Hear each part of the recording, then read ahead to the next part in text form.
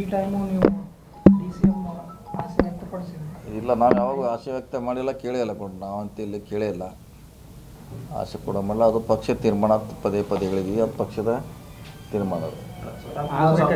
D C M ಹುದ್ದೆಗಳ ಸೃಷ್ಟಿಯಾಗಬೇಕು ಎಲ್ಲ ಸಮುದಾಯಗಳಿಗೆ, ಬೇರೆ ಬೇರೆ ಸಮುದಾಯಗಳಿಗೆ ಅಂತ ಇಲ್ಲಿ ನಾವು ಯಾವಾಗ ಡಿಮ್ಯಾಂಡ್ ಮಾಡಿಲ್ಲ, ಅದು ಪಕ್ಷ ತೀರ್ಮಾನ ಅಂತ ಹೇಳಿದ್ವಿ.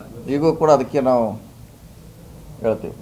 ಕುಮಾರಸ್ವಾಮಿ ಕೂಡ ಆರೋಪ ಮಾಡಿದ್ದಾರೆ, ರಾಜ್ಯದಲ್ಲಿ ಬರಗಾಲದ ದುಡ್ಡನ್ನು ರೈತರಿಗೆ ಕೊಡ್ತಾ ಇಲ್ಲ ಸರ್ಕಾರ, ಆದರೆ ಜಾತಿಗೊಬ್ಬರು ಡಿ ಸಿ ಎಂ ಅನ್ನ ಕೇಳ್ತಾ ಇದ್ದಾರೆ, 3 ಡಿ ಸಿ ಎಂ ಅನ್ನ.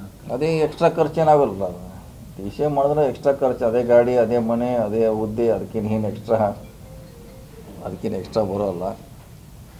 ಆದರೆ ನಮ್ಮದೇ ಅಂತ ದುಡ್ಡನ್ನು ಕೇಂದ್ರ ಸರ್ಕಾರ ಬರೆದು 2,000 ರೂಪಾಯಿ ನಾವು ಕೊಟ್ಟಿದ್ದೀವಿ.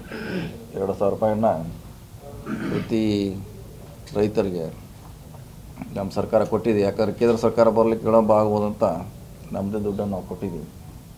ನಾವು ಇಷ್ಟೆಲ್ಲ ಒತ್ತಡದಲ್ಲಿದ್ದರೂ ಕೂಡ ರೈತರ ಪರವಾಗಿ ಕೆಲಸ ಮಾಡ್ತಾಯಿದ್ದೀವಿ. ಕೇಳಿದಿರಂತ ಡಿ ಸಿ ಎಂ ಹುದ್ದೆ ಏನಾದರೂ? ಇಲ್ಲ, ನಾವು ಯಾರು ಕೇಳಿಲ್ಲ ಅಂತ ಹೇಳಿದಿಲ್ಲ, ಪದೇ ಪದೇ ಹೇಳಿದ್ರು, ನಾವು ಯಾವುದು ಕೇಳಿಲ್ಲ.